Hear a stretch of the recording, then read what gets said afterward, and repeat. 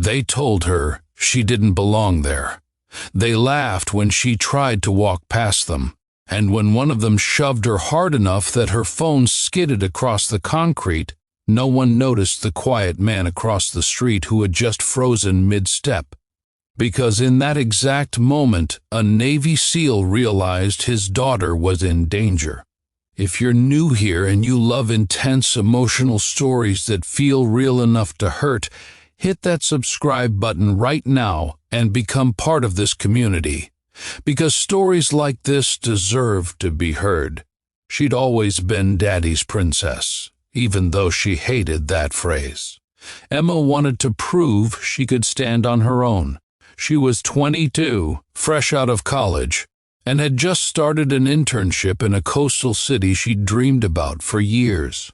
What she didn't know was that dreams sometimes attract the wrong kind of attention. That afternoon, she stopped at a small parking garage near the pier. 3 men leaned against a rusted sedan, eyes tracking her the moment she stepped out. One of them sneered and said it loud enough for her to hear. "Daddy's princess should go home. This ain't a place for little girls."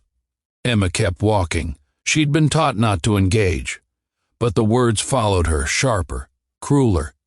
When she told them to leave her alone, the smallest one laughed and slapped her phone out of her hand.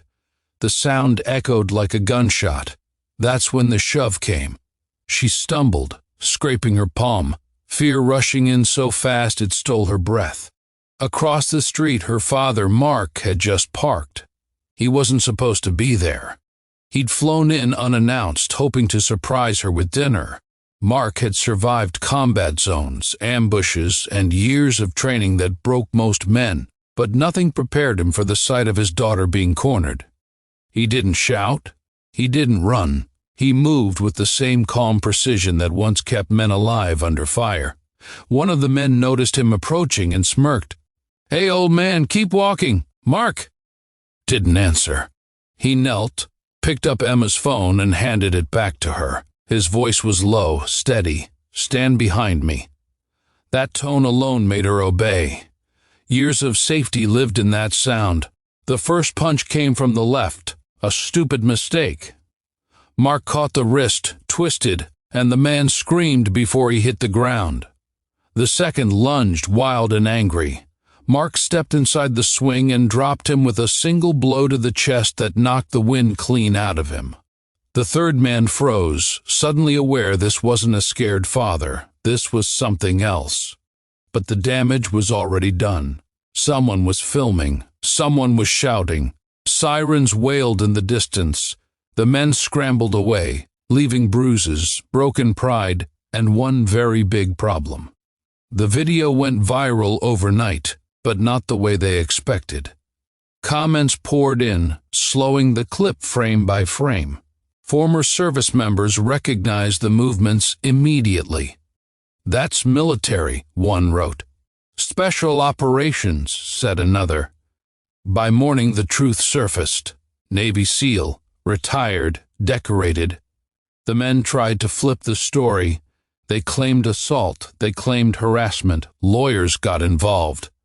But the internet doesn't forget, and neither does evidence. Security cameras from the garage showed everything.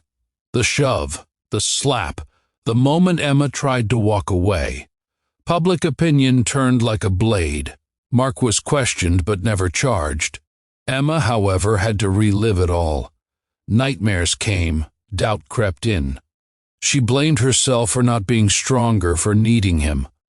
One night, sitting on the balcony of her apartment, she finally said it out loud. "I hate that I needed saving." Mark looked at her, eyes softer than any enemy had ever seen. "Strength isn't never needing help," he said. "Strength is surviving long enough to ask for it." The men weren't so lucky.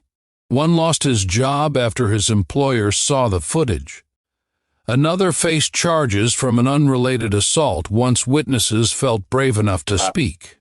The third tried to disappear, but the internet followed him anyway.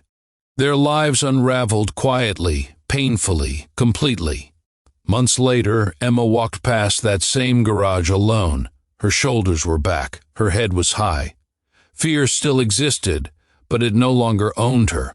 She wasn't Daddy's princess anymore. She was a woman who had been hit, had survived, and had stood back up, and somewhere nearby her father watched from a distance, not stepping in this time, because he didn't need to.